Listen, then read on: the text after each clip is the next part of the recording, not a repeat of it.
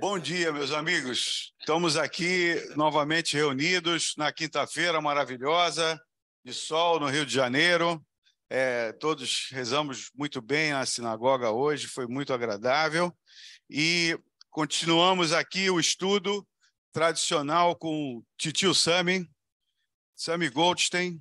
Ele iria vir, mas ele passou por um procedimento e falou: Vitor, de última hora me aconteceu isso, e ele teve que tirar umas pontinhas, etc. Vocês devem estar vendo assim de longe. E ele preferiu que fosse visto de longe mesmo, porque realmente, né?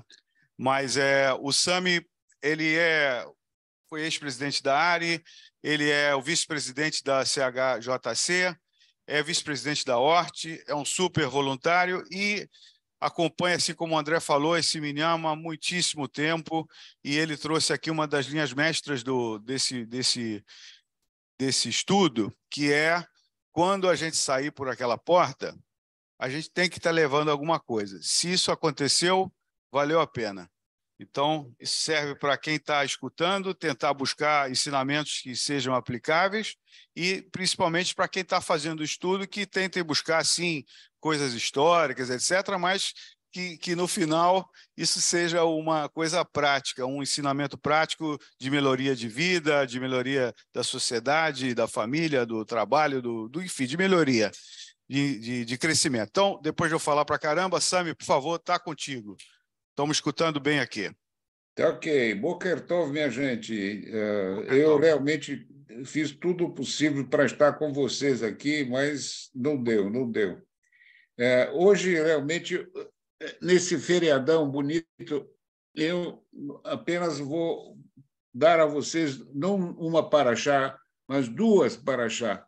O Vitor, que é o culpado disso, Não, ele, há não. várias semanas atrás, ele me passou a Parashá Shlach Lecha, que eu estudei para burro, fez bastante estudo nisso, e aí arquivei. Depois, alguns dias antes, ele me liga, me diz: não vai ser Shlach Lecha, vai ser Berhalotecha. Eu digo: Vitor, não faça isso comigo, não. Vocês então, vão apreciar duas Parashá, mas eu vou encurtar isso. Realmente, eu acho que quando comecei a ler a Parashá de Berhalotecha, eu gostei muito, porque eu estava tendo, ao finalizar o estudo Shlech Lecha, eu tinha problemas de reflexão, o que eu aprendi dessas... E quando comecei a ler a Beloterra, aí eu descobri que lá a Beloterra, a sequência era certa. Eu acho que estava errado. Beloterra tem que vir depois de Shlech Lecha. E, coitado, o próximo, não sei quem é que vai fazer a paraxá de Shlech Lecha, mas ela já está tudo pronto, ela vai ser feita hoje, o estudo. Eu vou começar, então, com o estudo de Shlech Lecha. Deus escolheu o povo... Está me ouvindo direito? Está tudo bem? Muito bem, muito bem. Deus escolheu o povo de Israel como servo e reservou a ela Canaã como seu habitat. Canaã deveria ser conquistada e ocupada. Nela já estavam os anarquitas, os amalequitas, os canaítas, etc., o que significava que a terra prometida não poderia ser realizada sem um contento militar. O povo de Israel, ansiosamente para entrar na terra prometida, afinal, Deus estava com eles e certamente estaria os ajudando nessa conquista e ocupação. Mas que tal primeiro enviar batedores para explorar a terra e coletar informações sobre forças e fraquezas e o que nós vamos encontrar lá? O interessante dessa paraxá é no início dela, não no final dela. Deus disse a Moisés: você vai enviar, você decidiu lá enviar homens para vasculhar a terra, tudo bem, vai em frente. E o conceito de você, sendo terra em hebraico, está no singular e poderia ser interpretado como o seu próprio critério. Portanto, não se tratava de um mandamento divino, resultando que o ônus da missão recaía inteiramente sobre Moisés. 12 espiões foram enviados, 10 voltaram com relatórios negativos, decepcionando Deus e atrasando a entrada dos israelitas na terra de Israel por 40 anos.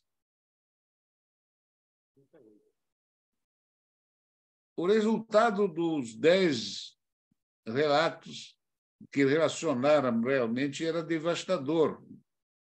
Testemunharam mortas, destruições da habitantes da terra e concluindo que a terra era perigosa. Mas diz o Midrash, na verdade, que Deus que causou a onda da morte. De modo, ele causou ondas de morte naquela região para que os canaenses fossem se ocupar com a dor do luto, permitindo que os espiões passassem despercebidos. Outra Midrash explica que os espiões se sentiam pequenos, como gafanhotos minúsculos. Tem aquela Midrash, o Midrash diz que eles ficavam, os espiões, em cima de uma árvore comprida, alta, e o pessoal lá embaixo olhava para eles e eles pareciam gafanhotos.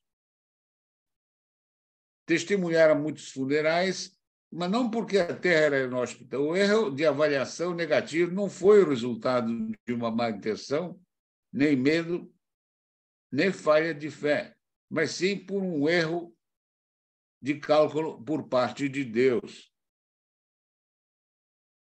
Nesse momento, tem uma história que eu queria contar para vocês. Eu, em 58, quando cheguei no Brasil, fui trabalhar numa fábrica da IBM, em Benfica, e eu era controlador lá.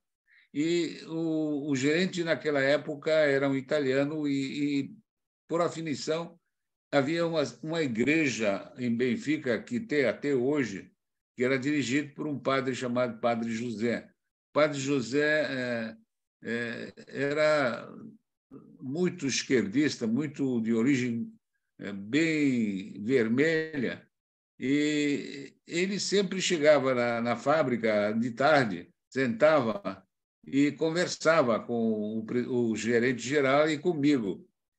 Ele sabia que eu era judeu. Então, ele sempre dizia o seguinte: eu preciso disso, preciso daquilo. Nós fizemos um relógio na torre dele, mas um dia ele chegou apavorado, ele falou: olha, eu preciso que vocês me ajudem a botar um para-raio. Aí eu falei: ô, padre, devo mandar raio na igreja, a casa dele? Aí ele falou: olha, de vez em quando ele não acerta na mira e pode errar e cair em cima da igreja. É bom botar um para-raio. Aliás, isso me pergunto se nós temos para-raio na área. Mas o conceito é o seguinte: o Deus erra de vez em quando a mira e acerta a casa dele. Por isso que estava preocupado com o para-raio. Deus pretendia o bem e os peões não entenderam. O resultado do mau relato é devastador. Os israelitas, recém-libertados, se rebelaram contra Deus e imploraram para retornar ao Egito. Em resposta, Deus fica furioso e ameaça destruir o povo. Graças à intervenção do Moisés, Deus se contenta em fazer o povo vagar 40 anos no deserto até que uma geração inteira tenha morrido. Obviamente, o Caleb e José, por ter trazido a parte boa do relato, foram autorizados a entrar na Terra Prometida. A tradição rabínica não vê os espiões, os 10 espiões, positivamente. Os pintaram como caluniadores que duvidaram da capacidade de ajudar os israelitas em seu esforço futuro de conquistar a terra. Mas também tem algum midrash que lança luzes diferentes. Talvez não deveríamos ter tão rapidamente julgar os espiões. É bem possível que a intervenção de vida que busca ajudar acabasse atrapalhando. Se Deus pode calcular mal, certamente também o povo pode também. Avançando 40 anos, nas semanas que antecedem sua morte, Moisés reconta a história aos israelitas, dizendo que o envio dos espiões foi bom aos meus olhos. Neste caso, o que Moisés que usar o tempo singular sobre si mesmo, poderemos interpretar, parecia bom aos meus olhos, mas não ao do divino. Aí eu fico olhando, quem são os personagens dessa paraxá? É muita gente. Tem o Moisés, tem os israelitas, tem Deus, tem os batedores, tem os redatores, tem os defensores, tem os tradutores, tem os moradores da Terra Prometida e tem nós, né? Cada um faz parte desse cenário da paraxá. E, a partir desse momento, o fato de enviar espiões revela uma manifestação de falta de confiança no Eterno. O Eterno, porque por tanto tempo esse povo me despreza? Por quanto tempo ainda mais eles não terão fé em mim? E apesar de todos os sinais que eu realizei entre eles, frente à reação do povo com o relato dos 10 espiões, a defeita feita pelo Josué e Caleb, primeiro Deus ameaça atingi-los com pestes, faria até outras nações para substituir essa mais numerosa, mas após a intervenção de Moisés, muda o castigo para 40 anos no deserto, para suas carcaças caírem no deserto. Seus filhos entrarão na terra prometida. Aliás, isso eu vi ainda bem que o Rabino não está, porque ele estaria até me xingando. Dentro do iPhone tem um comediante americano exagerado, e ele disse o seguinte: tem uma mão de Deus lá em cima que olha para a gente e diz: olha, meus 10 mandamentos, quem não obedecer vai acabar lá no inferno, no fogo do inferno. Aí ele para e diz: mas Deus gosta de você, tá? Sendo esse conceito de ameaçar as pessoas com sanções, etc., às vezes coloca certas dúvidas. E, a partir desse momento, olhei para a Berra Loterra. Essa paraxá nos conduz a uma reflexão acerca de como Deus trabalha em favor dos seus filhos, mostrando que somos inteiramente dependentes dele. Como pode o povo, vendo cair a maná, e ainda reclamar? E começa a inventar, segue a nuvem onde paramos, levanta a nuvem, segue a nuvem, começa a criar um conceito que até a palavra eu não conhecia, criava a chamada deambulação. Aí eu fui até o Google para saber o que quer dizer realmente deambulação. A deambulação de um povo é aprender para sempre a aceitar o que Deus demanda, por mais incompreensível que seja a orientação divina. A ação, o efeito de deambular, andar, o caminhar despretensiosamente. Ou sendo, realmente, eu vou ter que ensinar essa turma a me respeitar. E criou realmente esse conceito de deambular seu povo. Em resumo, o que eu concluo, como diz o Vitor, ao sair de lá tem que aprender alguma coisa, eu acho que a gente, às vezes, confia muito sobre o conceito é a vontade de Deus, e Deus vai cuidar disso, se eu vou fazer, Deus está me protegendo, mas não funciona assim. A gente manda espiões para ver o que a gente vai decidir está certo ou não, apesar que a gente sempre tem a confiança de Deus. Mas eu acho que isso é a nossa vida. Não podemos totalmente apenas dizer: não vou ver o que está acontecendo lá do outro lado, mas eu vou ter que realmente ir lá e ver e pessoalmente atestar. Deus me protege, mas de vez em quando não acerta o para-raio, e acerta a igreja, tá? Então, nada de errado e de realmente ir e ver por si mesmo as coisas como devem ser e como serão, mesmo sabendo que Deus nos protege. Obrigado, Vitor. Obrigado, Sami. Obrigado. Vamos abrir aqui para comentários. Sami, é o Ariel Berg, ele não está aqui, mas a gente estuda todo ano a Paraxá, então, se a gente estudou Shlech Lechá agora e semana que vem, não faz mal. E são pontos de vista, a gente pode estudar muitíssimo, várias vezes a Paraxá. Eu também vou falar aqui de uma coisa importante que está muito em destaque, a questão do racismo. Tá? Essa Paraxá tem o Lashon Hará de Miriam, né, e Aaron falando mal da sua mulher Cushita, né, da Cipora, da mulher de Moisés. Era claramente Cushita, inclusive era o meu apelido, que eu era moreninho lá em Israel. Quando falavam isso, eu sentia uma carga danada, por incrível que pareça. Então é uma coisa que a gente não está livre. O nosso povo não está livre disso. E isso é uma coisa que acompanha a gente.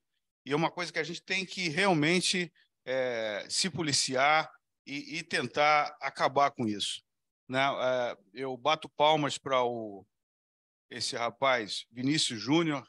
Né? Eu até comentei, olha, ele tem a chance de ser um novo Martin Luther King aqui em 2023. Porque ele tem muita... Ele mora lá no condomínio. Ele fez um palácio lá. Ele tem uma penetração nas crianças e em todas as pessoas. As pessoas aplaudem ele muitíssimo, mundialmente, e ele tem como fazer essa mensagem chegar. Né? Aqui ontem, o Fluminense também passou por isso, não sei se você viu isso, Raul. O River Plate, o River Plate lá na Argentina atacou o colombiano, eu esqueci o nome, Arias. Então, quer dizer, uma coisa sem fim, uma coisa absurda, sem fim, e que faz parte aqui. E aqui na Paraxá, né, diz aqui um Midrash, que a Miriam se queixou da mulher negra, né, da Cushita, e ganhou o castigo de escamas brancas. Ela ganhou um tsarat, ganhou uma lepra branca. Né? E se ela é muito escura para você, então se prepare para a sua brancura. Né? E assim ela se tornou mais branca que nunca. Então, é um Midrash, Daiches. E colocando... Exatamente. Deve estar nos comentários, na coletânea. Certamente eu peguei do Plauto. Então, era esse destaque que eu queria fazer e passar aqui já adiante.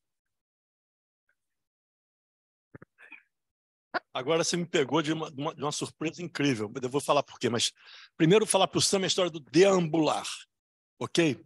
Eu fiquei com essa palavra para traduzir para deambular muito tempo, porque se você pegar o Lei de Moisés, é peregrinar.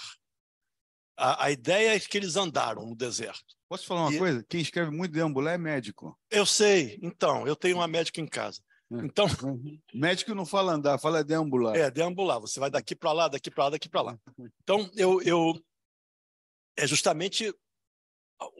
Muita gente traduz como peregrinar. Mas eu, quando vi aquilo, falo peregrinar é basicamente você chegar em algum lugar. Vou fazer uma peregrinação, eu vou para Santiago de Compostela, saio daqui, vou chegar lá. E é uma peregrinação com objetivo religioso de chegar no templo, você peregrina até o templo.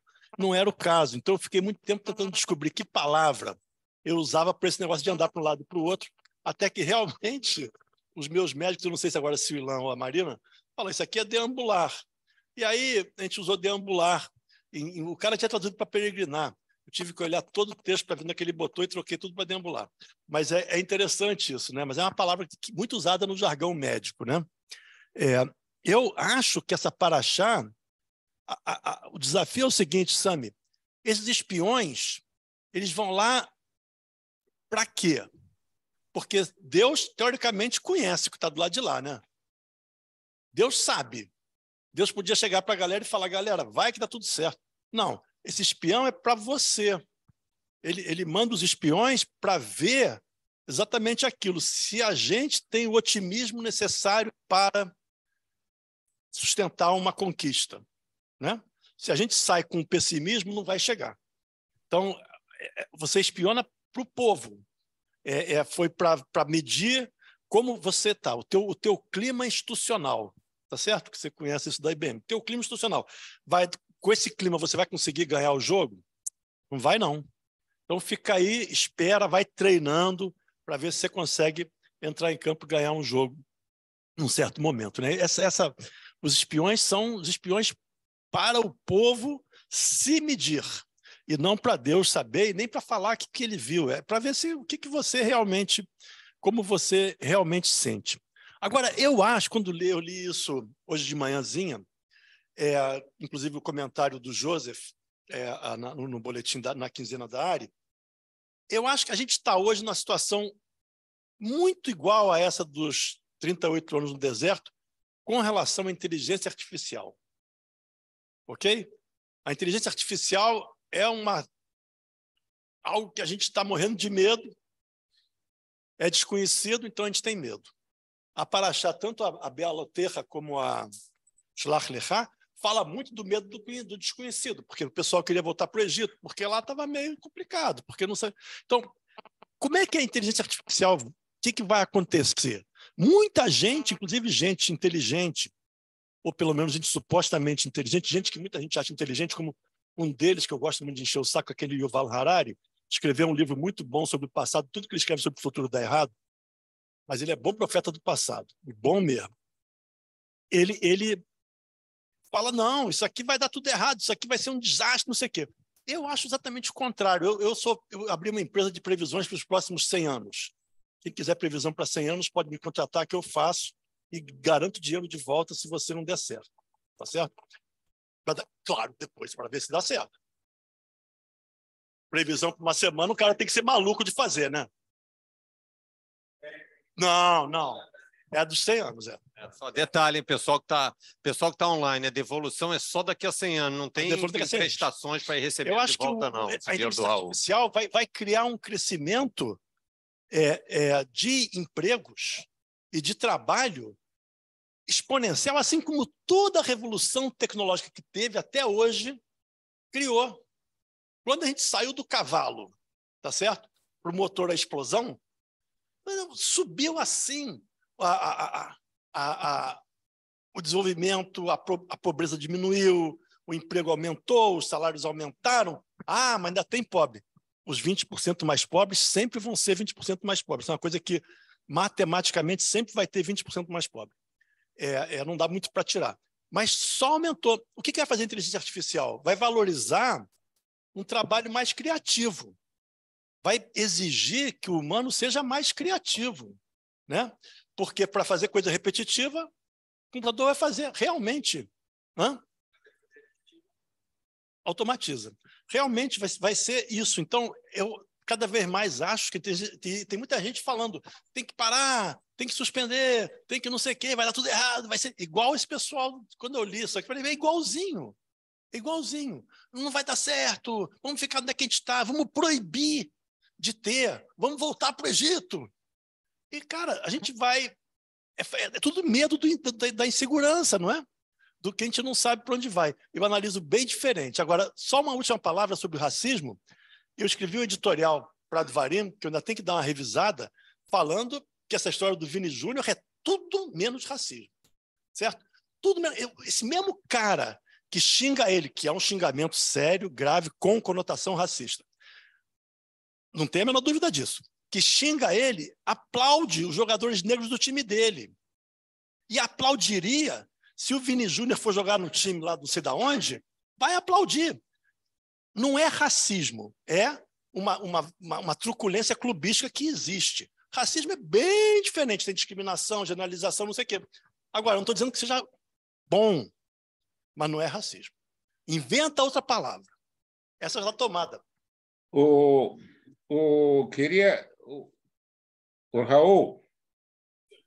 Raul. Pode falar, Sami, está te escutando. É o seguinte, quando eu olhei a tua explicação de Be'alot Terra, eu eu me lembrei, basicamente, de um período, quando eu vivia em Montevideo, no Uruguai, me deu a vontade de aprender a andar de cavalo e comecei um curso lá no Clube do Polo, lá para pular cercas, etc., com cavalo. E na primeira vez que eu fui correndo. Quando cheguei à barreira, o cavalo não quis pular, saiu de lado. Aí tentei de novo, aí me chamou o treinador e me disse o seguinte: Samir, você vai ficar o tempo todo forçando ele, porque ele tem que aprender que você que é o mestre, você que é o dono do cavalo, você que manda. Volta. E depois de umas 10 vezes o cavalo pulou. E depois disso ele pulou. Então, às vezes, Bilauteca, eu acho que foi uma forma de Deus dizendo aqui: olha, vocês vão aprender que quem manda aqui sou eu. Então, era muito mais, eu via isso sobre um conceito dizendo: quem manda por aqui sou eu. Tá? Só apenas esse comentário. Vou passar aqui para o André, depois para o Richard, depois para o Daniel, da Gelés. Olha, eu não li teu editorial, tá? Não, porque não saiu. Então, eu quero ler e também não quero desfazer nada, mas eu acredito que esses que apontam e depois batem palma para as mesmas pessoas consideram a mesma coisa. Eu tenho um amigo judeu muito legal, é o útil. Quando é útil, se esquece. É uma utilidade. Tem discriminação, não tem generalização, não tem perda de direito. Entendo que nome, é ruim, mas entendo que... Bom, vamos ler o editorial, mas eu fico assim ainda difícil de... Só a questão que Raul, a questão é que o editorial, ele, quando sair, já vai ter tido outros tantos casos, né? Então tem que estar sempre... tem que estar sempre up to date em cima disso aí. Mas o rápido comentário que eu queria fazer, que eu tive muita dificuldade lendo essas coisas todas de Bialo Terra essa semana, mas lendo o que o Joseph escreveu no Ari News, realmente me chamou a atenção a questão do Asaf Suf lá, multidão, aquele monte de gente, porque trazendo para hoje, como o Raul estava falando da questão da inteligência artificial, também estava olhando como que nós vivemos um mundo perturbado hoje de pessoas que criam confusão o tempo todo. Quer dizer, a gente tem, seja qualquer presidente que a gente tenha no país aqui ou em qualquer lugar, sempre tem pessoas do contra criando problemas e dificultando, digamos, uma jornada coletiva possível de chegar a algum lugar prometido, qualquer ele que seja a terra prometida do passado, seja algum lugar no futuro que a gente está buscando. Então, é como que realmente essa jornada em conjunto, ela sempre é difícil, porque no meio das pessoas tem gente que é especializada em criar confusão. E acho que isso atualmente está mais ainda exacerbado de novo. É mais medo do que vontade de te atrapalhar. Mas assim, o medo... Okay. Não, o Raul diz que é mais medo. Eu entendo o medo do desconhecido, só que transforma o medo do desconhecido, ele distribui o medo do desconhecido e transforma o medo do desconhecido em obstáculo para todo mundo. Faz com que todo mundo pare para discutir um negócio que é totalmente desnecessário e perda de energia.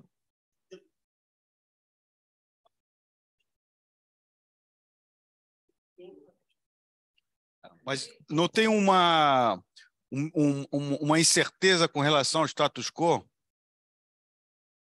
Hoje eu estou aqui, com esse troço aqui novo, eu não sei onde eu vou parar, então eu vou ter medo. Eu vou tentar controlar, eu quero parar até saber onde eu vou ficar. Bom. Essas duas paraciotas é o medo. Eu acho que a tônica dessas duas paraciotas é o medo. Né? Medo é uma coisa interessante porque pode ser muito benéfico, porque se você não tem medo, você faz muita besteira, tá certo? Você atravessa o sinal vermelho, então, todas as besteiras você pode fazer. Mas se você tiver muito medo, você não sai de casa. Então, o medo tem que ter essa medida. Então, aqui, eu acho que essas duas paraciotas, elas dão esse negócio assim, não, a gente está com medo, então não vai. Espera passar para ir, tá certo? Agora faz alguma coisa para esperar passar. Então, basicamente é isso que eu vejo assim, no macro desse macro relato aí, é isso, esse povo não estava pronto para ir. As pessoas falam, porque se lembravam do Egito. Pode ser, mas pode ser também outras coisas. Mas não estava pronto para ir, então espera. Tá certo? Agora, se também você sai correndo e entra em qualquer coisa, você entra pelo cano também. Então, né, espera, cautela, não sei o quê, mas ao mesmo tempo é isso. O medo excessivo, você não faz nada. A pessoa que chega e fala, no meu tempo era assim, tudo quanto é reunião, esse cara, se você é o dono da empresa, manda ele embora. Se você não é, chama ele assim e fala assim, amigo, para, o teu tempo já passou, não é aquele, inclusive o teu tempo é hoje, não é aquele lá atrás. O teu tempo é hoje, só que você agora tem 50 anos e não tem 20, mas o tempo...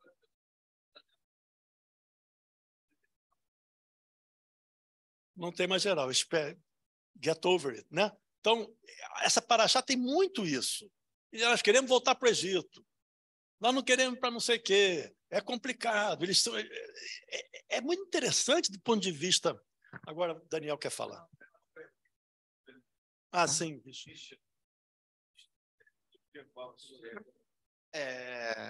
Vendo no papo que o Raul falou sobre inteligência artificial, o grande problema que acho que estão querendo regulamentar é justamente porque a inteligência artificial ela aprende com o que tem na internet hoje. Então, a internet é uma base de conhecimento. E a internet está passando por um momento de propagação de ódio, ou às vezes de coisa de racismo, e coisas boas. Só que pelo grande volume de informação, ela vai para como que eu posso dizer, uma média, e ela aprende coisas que não tem regulamentação. E muitos dos testes de inteligência artificial que é responsiva, os protótipos eles acabavam sendo racistas, propagavam ódio e eles bloqueavam. E é uma das coisas que tem o medo da propagação disso, é para que não tenha esse controle, tenha uma ética bem formada para que ela não passe de certos limites. Eu pedi licença ao Daniel só para comentar uma coisa muito curiosa aqui. Na semana passada, a Luciana Genot, que é uma jornalista negra, escreveu na revista de domingo, se eu não me engano, que ela botou a foto dela num desses negócios de inteligência artificial, no OpenAI, no DALL-E, ou sei lá qual, e pediu para dar uma ajustada na foto dela. A primeira coisa que a máquina fez foi botar ela mais branca. Então, porque a média da beleza que está na inteligência artificial não é negra, por exemplo, ela é branca. Então, também aí já vai entrando, talvez a palavra não seja racismo, mas tem alguma coisa confusa, uma nuvem aí. Aliás, não é a nuvem de, né, não é Deus que sobe e desce aquela nuvem dele, mas é alguma nuvem embaçada nessa história aí. Daniel.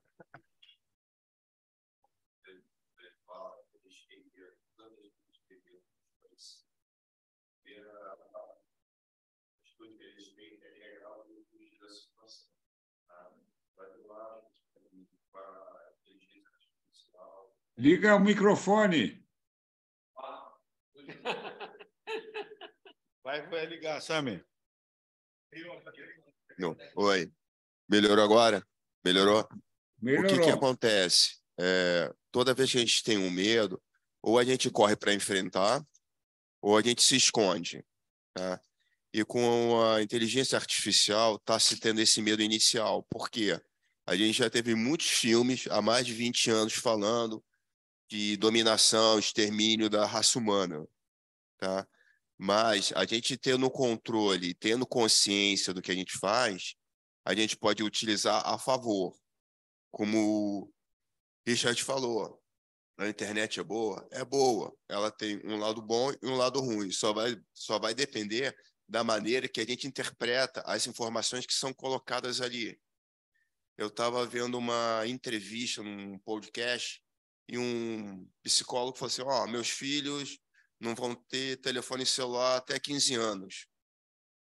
E ele conseguiu segurar os filhos até os 15 anos sem ter o telefone celular, mas ele incentivou o filho ao quê? A ler, a escrever, a ter o conhecimento, a ter uma vida de um adolescente, de uma criança, de jogar uma bola, correr atrás de soltar pipa, andar de bicicleta.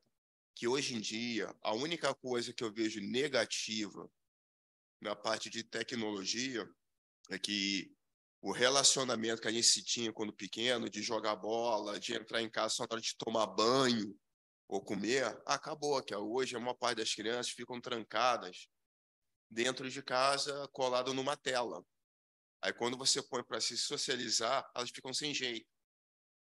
Então, acho que se a gente tiver um cuidado, tiver um direcionamento dos nossos pais ou dos nossos professores, a gente pode utilizar tudo isso ao nosso favor. E é sempre bom a gente ter um medo, que o medo põe, a curiosidade também põe limites, para a gente poder trabalhar com isso. E como o Richard e o Raul falou, a internet é utilizada hoje em dia para propagar o ódio, para propagar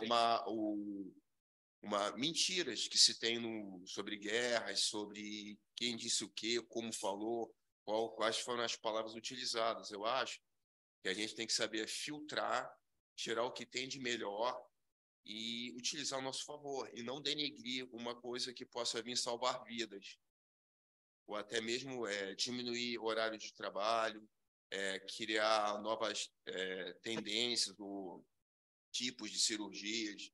Eu fico pensando, vamos dizer que tem uma pessoa com Alzheimer, você coloca um chip que reative a mobilidade, o raciocínio de uma pessoa. Eu falo isso que eu tive uma tia-avó, ela era uma pessoa que falava mais de 8 idiomas, já tinha viajado o mundo inteiro, foi dona de hospital, mas só que o Alzheimer destruiu ela, consumiu ela de dentro para fora. Aí você vê uma pessoa que, com conhecimento, técnica, que ela podia estar passando por outras pessoas se perdendo. Agora, imagine você conseguir prolongar e melhorar uma qualidade de uma vida de uma pessoa como essa, que tem a agregar para a gente. Fazer um download dos conhecimentos dela, guardar. Sim. E depois fazer upload. Puxa vida.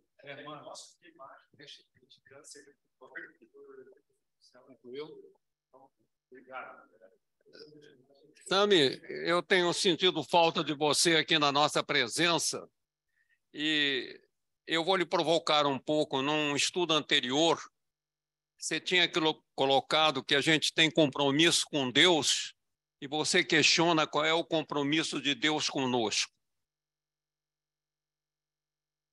A resposta a isso realmente é extremamente complexa, porque, na realidade, esperar que Deus atue conosco, eu acho que é um caminho extremamente perigoso. Agora, a minha conduta em relação a Deus, essa faz diferença, mas eu não posso esperar retorno. Mas isso é só para provocar você, que tem colocado sempre aqui conosco, o que a gente leva daqui, né? A segunda questão de manifestações de racismo, eu queria colocar que nós temos judeus extremamente racistas. Não pouco, não. Quando eu estou falando extremamente. E eu estou falando em Jerusalém, no Estado de Israel atual. Então, o racismo é uma praga violenta. Quer dizer, eu não consigo entender que um judeu que já sofreu tanta perseguição, Inquisição, Shoah, ainda consiga ser racista. Mas a verdade é que esse fato é concreto, eu não estou falando da minha imaginação. Uma outra questão que eu queria colocar, que hoje nós tivemos uma vivência extremamente interessante aqui na sinagoga. A nossa Razanit levantou a Torá. Que coisa, meu Deus! Como o mundo caminha. Eu venho de uma época que a mulher tinha um lugar tão secundário que o Rabino Lemel, quando esteve aqui conosco, ele coloca as mulheres e os homens sentarem separados, mas no mesmo plano. Ele já tinha preocupação de não botar as mulheres na galeria. Hoje nós sentamos juntos. E não temos diferença. E a Razanit levantou a Torá da maneira mais simplória.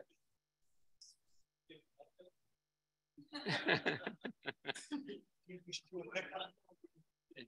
vestiu a Torá foram os homens. ainda não, isso eu não tinha reparado tanto. Mas, voltando então à nossa paraxá, na paraxá Nassó anterior... Apenas uma parte, na hora ela levantou a Torá, você já viu quantos homens correram atrás pensando que ela ia deixar cair, que não sei o quê, a preocupação, todo mundo estava lá querendo ajudar ela. Olha, eu vi mais essa cena, tá? Eu vi essa cena. O Vitor correu lá, parecia que... Eu pensei que alguém ia arrancar a Torá das mãos dela. Qualquer um que a Torá inclina mais que 30 graus, eu corro. Saiu ali do prumo, eu estou correndo, não é? Mas a verdade, Sami, que isso é gentileza. A gentileza ela vai vigorar apesar de tudo. Se eu tiver que passar numa porta e uma senhora estiver comigo, eu vou dar passagem primeiro. Não tem nada a ver com a discriminação, é uma gentileza. Mas vamos lá.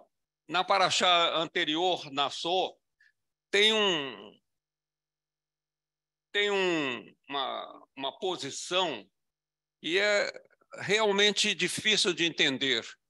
Como é que as 12 tribos elas dão as 12 contribuições igualzinhas? Isso é difícil, quer dizer, a gente pode entender isso como uma retórica, etc., mas é o que está escrito. E na nossa paraxá de hoje, de repente, há uma reclamação. Eu entendo que essa reclamação não é uma reclamação de medo propriamente dito. Eu acho que a paraxá anterior ela foge à realidade. Nós, agora, na paraxá de hoje, a gente volta à realidade. As pessoas reclamam, elas pedem. E aí, como é que os nossos estudiosos refletem isso? Não chegam a utilizar a expressão ralé, que reclama. Mas, na realidade, eu vejo que são os jovens, que não são aqueles que saíram da escravidão, que já têm uma visão diferente das coisas, solicitações diferentes, e aí a paraxá caminha para uma coisa genial. Moisés reclama com Deus e Deus fala para ele instituir 70 anciões. O que tem que ver com a reclamação das pessoas com os anciões? E aí tem uma explicação que eu acho brilhante.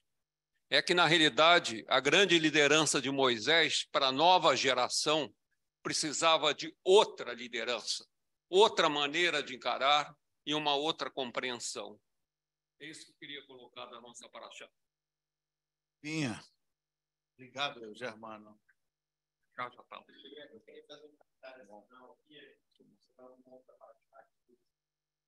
Liga o microfone.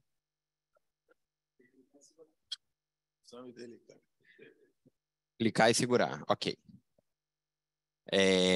Eu queria falar sobre um ponto que o Sami trouxe, que é a questão de como o povo acabou sendo punido, né? E por Deus, por essa... Quer dizer, teve o episódio dos espiões que foram, demonstraram aí um certo medo, fizeram um report, né, de que a terra era perigosa, que ela não seria uma terra boa, e mostrou que todas aquelas pessoas tinham uma mentalidade, não tinham uma mentalidade de coragem, né? Era uma mentalidade que ainda era do tempo do Egito, uma mentalidade de escravos. E esse é um aspecto que eu acho fundamental da paraxá, que é mostrar como a construção da mentalidade é importante. E aí eu me lembrei de um outro episódio da Torá que tem a ver com isso, e daí fui buscar aqui da onde veio, na paraxá Kitavô, em Devarim, Deus instrui o povo a ser feliz. E eu entendo que isso tem uma relação com a paraxá atual de Shlar, porque mostra que você precisa ter uma mentalidade positiva. Então, esse é um aspecto que eu acho que é fundamental na paraxá Shlar, que e a gente vê isso na história do povo judeu e da vivência da cultura, que é sempre acreditar no futuro e seguir para frente. Então, eu acho que na minha interpretação, a principal mensagem dessa paraxá é a necessidade de coletivamente ter uma mentalidade de que você vai conseguir e de que você vai chegar lá, que é o que o povo não tinha naquele momento, por isso o povo foi punido. E então é isso, era isso que eu queria trazer. Quer falar? Schipper, quer falar? Tá, olha, sobre duas curiosidades aqui.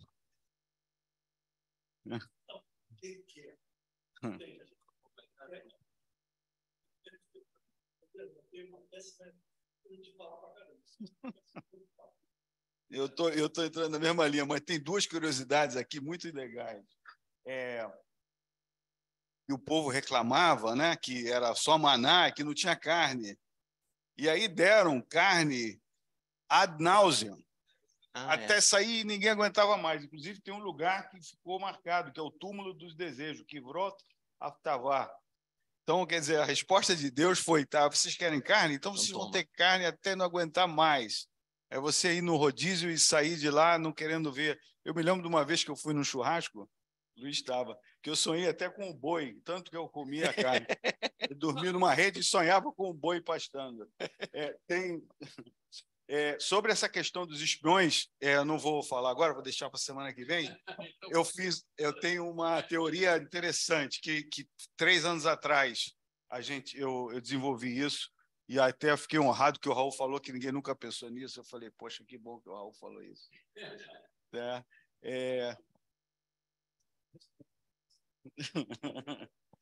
Bom, então é isso, gente. Que mais aqui? Vitor, sobre a carne, eu queria agregar o seguinte. Um dos pratos importantes lá da culinária egípcia é codornas. E acontece o seguinte, realmente é um prato, um troço bem delicioso, uma codorna assada ou recheada. E eu me lembro sempre o seguinte, a codorna é um bicho que, eu acho que é em outono, ele atravessa, vem da Europa e vem atravessando o Mediterrâneo, e quando chega naquela região que fica entre Port Said e a costa do Mediterrâneo, os caçadores botam redes, e o bicho, quando chega, depois de atravessar, horas e horas de atravessar, cai em cima das redes, e a gente vai lá, de madrugada, você vê esses bichos coitados, caem em cima da rede e são recolhidos. Esse aqui eu nunca vou esquecer isso. E elas vêm tontas de cansaço, vão caindo, e então apenas era recolher codornas e levar para casa para assar. Ok? Posso falar? Você?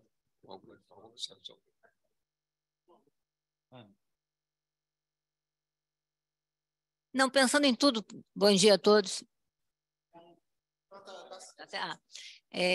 Não, pensando em tudo que foi colocado, eu penso no seguinte, o Pinha falou na questão de ser feliz, né, que a gente tem que ser feliz. O Raul mesmo falou na questão de não se ficar preso ao passado. Eu trago uma outra questão, que eu acho que é questionar. Que eu acho que o questionar, aliás, para mim é uma máxima, porque eu sou uma pessoa questionadora, que eu gosto de questionar sempre as questões todas. Então, eu acho que, junto disso tudo, o questionar e o aprender a aprender, porque se fala muito aqui, não se vai ficar preso ao passado, ou se você tem o que você não conhece, você tem medo. Então, abrir a possibilidade de você aprender e aprender a todo instante, não é pensar que a gente só aprende quando tem 5, 6, 7, 10, 15, 20 anos, que você aprende eternamente enquanto você por aqui estiver, a cada momento, né? Hoje aqui a gente tem um aprendizado, a cada momento, a cada experiência a gente tem um aprendizado. Então, acho que trazer tudo isso, eu acho que é um ponto a se pensar. E só mais fechando uma questão, que vocês falaram muito aqui de futebol hoje, né? Falaram da questão do Fluminense na Argentina, da questão se é racismo ou não. Eu pensei que vocês fossem falar também do jogo Brasil... Brasil não, o jogo Israel. Israel e... E Brasil. Israel e Brasil. Israel e Brasil que teve na Argentina. Não, o Sub-20. O Sub-20.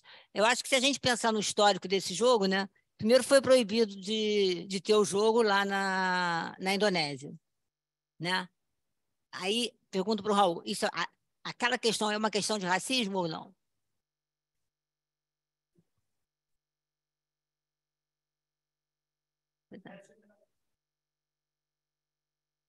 É generalizado, é discriminatório, ok? Então, é racismo. Tá.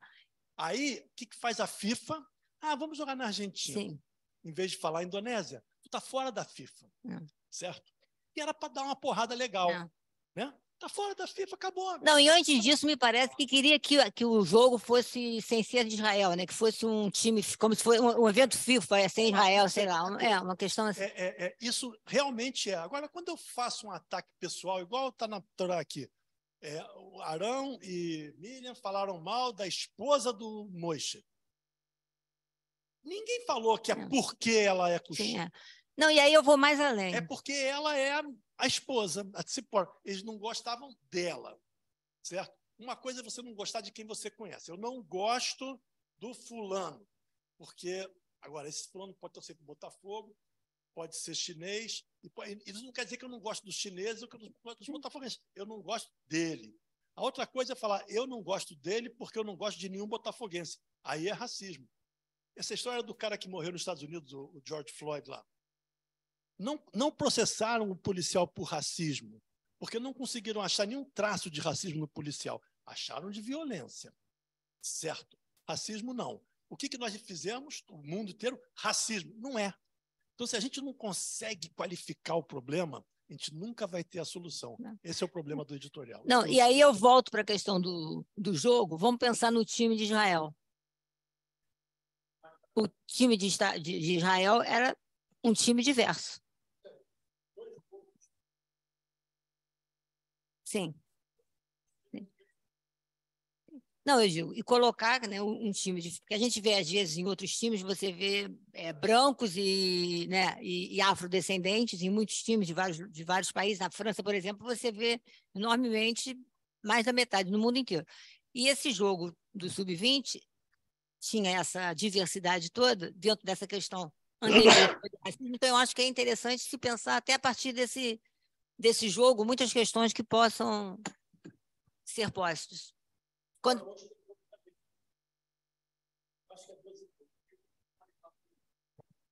Hoje também tem jogo de Israel-Uruguai, às 2h30, André. Eu acho que às 2h30 tem que ver todo mundo, porque é uma coisa histórica, louca.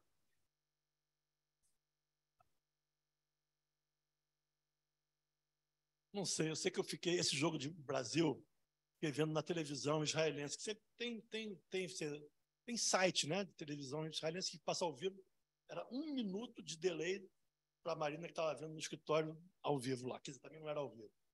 Então eu conseguia saber o que ia acontecer 1 minuto antes, eu podia ir lá, voltar e ver. Nunca vi... Bom, em Israel, esportes vem depois do horóscopo, quando tem, né, espaço no jornal, senão não tem. Ninguém fala nada. Aí o cara, naquele dia, logo depois do jogo, vem o noticiário e naquele dia morreram 3 soldados, certo? 3 soldados morreram. E ele abre o noticiário dizendo, olha, um dia muito triste, morreram 3 soldados, mas vamos começar com o jogo. Assim, é uma coisa muito inusitada na televisão israelense. Esporte na televisão israelense, noticiário, não tem. Só tem, sei lá, quando acontece é uma coisa muito especial. Então, eu calculo como é que eles estão hoje em Israel esperando esse jogo.